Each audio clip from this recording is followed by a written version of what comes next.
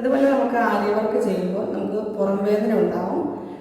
കുറേ ഇങ്ങനെ വളഞ്ഞിരുന്ന് ഇങ്ങനെ കോൺസെൻട്രേറ്റ് ചെയ്ത് ഇങ്ങനെ തലയൊക്കെ കുനിച്ചിരുന്ന് നമ്മൾ വർക്ക് ചെയ്യുമ്പോഴത്തേക്കും ആണ് നമുക്ക് പുറം വേദനയൊക്കെ ഉണ്ടാകുന്നത്. അതിനായിട്ട് നിങ്ങൾ നട്ടൽ നിവർത്തിയിരുന്ന് കഴുത്ത് നേരെ വെച്ചിട്ട് ഇങ്ങനെ വർക്ക് ചെയ്യുക. അപ്പോഴത്തേക്കും ഒരു പരിധി വരെ നമുക്ക് ബുദ്ധിമുട്ടില്ലാതെ വർക്ക് ചെയ്യാൻ പറ്റും. പുറകിൽ ഇരിക്കുന്നതിൻ്റെ പുറകിൽ കസേരയിൽ വല്ലതും തലങ്ങണി 1-2 തലയണി വെച്ചിട്ട് നിങ്ങൾക്ക് നടുവ് നിവർത്തിയിരിക്കാം.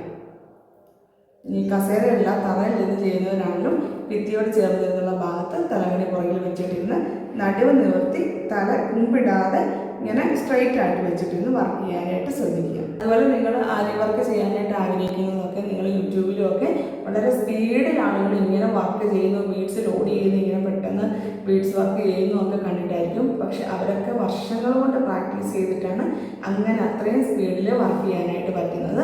തുടക്കത്തിൽ നമുക്ക് ആദ്യമേ അതുപോലെ സ്പീഡിലൊന്നും വർക്ക് ചെയ്യാൻ പറ്റത്തില്ല. നല്ലോണം ഈ പറയുന്ന ടിപ്സൊക്കെ വെച്ചിട്ട് നിങ്ങൾ പ്രാക്ടീസ് ചെയ്യുക. പ്രാക്ടീസ് ചെയ്യുമ്പോൾ കുറേ നാൾ വർക്ക് ചെയ്യുന്നതനുസരിച്ച് നിങ്ങൾ സ്പീഡ് കൂടി വരും. ലാസ്റ്റ് ടിപ്പാണ് ടൈം കാൽക്കുലേഷൻ. നമ്മളൊരു വർക്ക് ചെയ്യാൻ തുടങ്ങുമ്പോൾ നമുക്ക് എത്ര സമയം കൊണ്ടാണ് ആ വർക്ക് ചെയ്ത് തീർക്കുന്നത് എന്നുള്ള ഒരു ടൈം മാനേജ്മെൻറ്റ് ആദ്യം ഉണ്ടായിരിക്കണം. നിങ്ങൾക്കിപ്പോൾ ഒരു 3 ദിവസം കൊണ്ട് ഒരു ബ്ലൗസ് ചെയ്ത് തീർക്കണം. നിങ്ങൾ 5 ദിവസം കൊണ്ടാണ് സാധാരണ ഒരു ബ്ലൗസ് ചെയ്ത് തീർക്കുന്നതിൻ്റെ സ്പീഡുള്ളത്. പക്ഷേ നിങ്ങൾക്ക് 3 ദിവസം കൊണ്ട് ആ വർക്ക് ചെയ്ത് തീർക്കണം. അപ്പം നിങ്ങൾ ആദ്യമേ ആ ദിവസം 2 സ്ലീവും വർക്ക് ചെയ്ത് തീർക്കണം. 2ാമത്തെ ദിവസം ബാക്ക് പോർഷൻ വർക്ക് ചെയ്ത് തീർക്കണം. 3ാമത്തെ ദിവസം ഫ്രണ്ട് പോർഷൻ വർക്ക് ചെയ്ത് സ്റ്റിച്ച് ചെയ്ത് കൊടുക്കണം. ഇങ്ങനെ നിങ്ങളുടെ ടൈം മാനേജ്മെൻറ്റ് വെച്ചിട്ട് നിങ്ങൾ വർക്ക് ചെയ്ത് കൊടുക്കുക. അപ്പം നിങ്ങൾ എത്ര സമയം സ്പെൻഡ് ചെയ്യണം, പിന്നെ നിങ്ങൾക്ക് ടൈമർ സെറ്റ് ചെയ്തിട്ട് നിങ്ങൾക്ക് വർക്ക് ചെയ്ത് കൊടുക്കാം. അത് അങ്ങനെ ചെയ്യുന്നതുകൊണ്ട് നിങ്ങൾക്ക് എത്ര സ്പീഡുണ്ട്, നിങ്ങൾ ഏത് ലെവലിലാണ് നിങ്ങൾ വർക്ക് ചെയ്യുന്നത്, ഓരോ ലെവലിലും ഓരോ സ്റ്റിച്ചിങ് ചാർജാണ്.